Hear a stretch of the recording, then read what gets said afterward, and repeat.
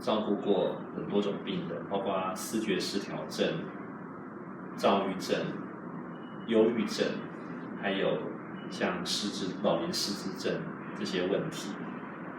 那当然还有包括像药物滥用或者是酒瘾的问题。20年来看过很多的病人，也学到很多跟病人沟通的方式。那也发现很多病人或家属对于说怎么去面对这些精神疾病有很大的困难。It varies a lot. Some people came to psychiatry very fast, but some people came to psychiatry after they were suffering for quite a few years. Some people came to our psychiatry by themselves, by their own will. But some people were brought to psychiatry not by their wills. They were forced to send to psychiatry through the outpatients and even through the ER. They don't understand it is a mental disorder. Sometimes they just feel that I have a headache, I have a sleep problem, I have chest tightness, and just tremor. But the underlying problem is a mental disorder. People tend to resort to some folk therapy or even religious treatment for the suffering they don't understand. So many people many Taiwanese people go to the temples, folk therapy, and even Chinese herb medicine, and even certain kind of Western medicine, but not psychiatry. First issue is they don't understand they got a mental disorder. And of course, some people are fearful about entering the psychiatric treatment that related to stigma issue. Some patients are more open-minded. Some people are more conservative about revealing their internal feeling. Because you know that in Taiwan, the physician need to see many patients in one outpatient session. It's very different from the United States. So doctors have much time to deal with the problem about single patient. They have very limited time to interaction with the patients. That's a problem about psychotherapy. You know, psychotherapy needs to have good match between the therapist and the patients. So first, the patient needs to have the motivation to receive psychotherapy. Sometimes we think that this is a good candidate for psychotherapy, but they say, no, I don't need psychotherapy. Some people care about the name of the department.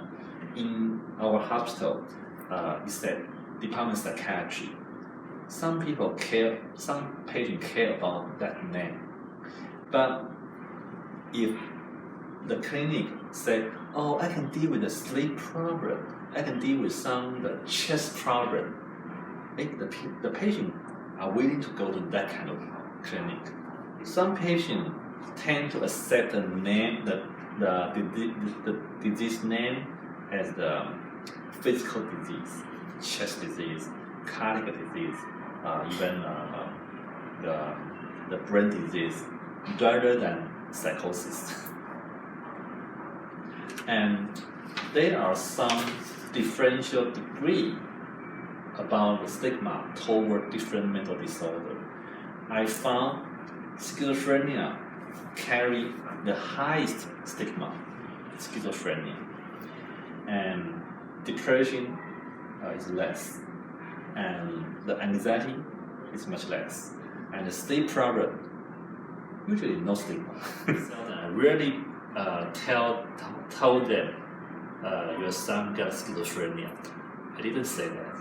It's very, very hard to say that.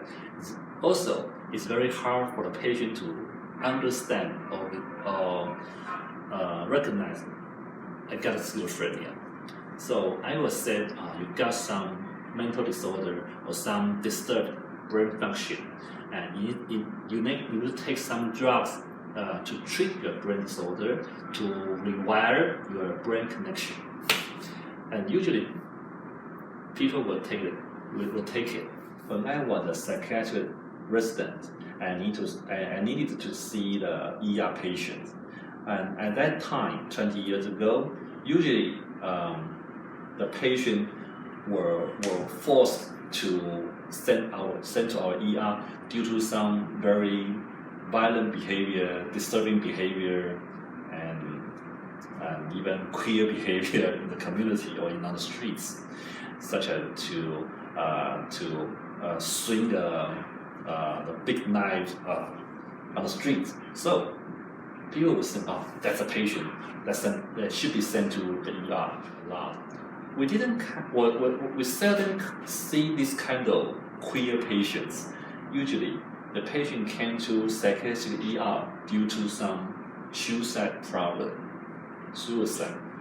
or sleep problem, drug problem, alcohol problem. This patient increased a lot. The rate of psychotic disorder was steady, but the other patient increased a lot. Previous doctors had known that stigma is a very important issue to deal with. So in past 10, 20 years, the physicians and the psychologists and even the other mental health professionals pay much time and even money to promote the importance of mental health maintenance and encourage those people suffered from mental disorder should go to the doctors and they can get better relief. And even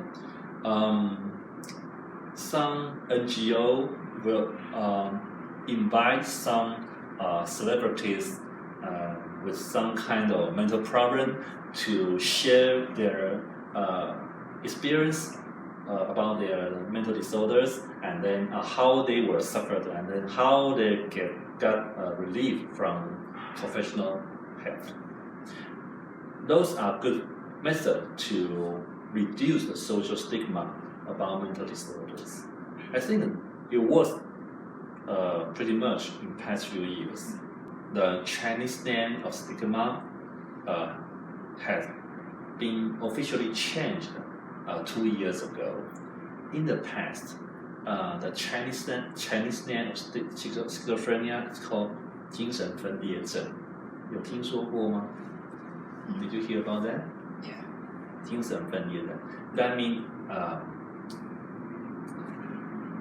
psychic split. So it sounds very well for general people. Brain split, it sounds very well, right?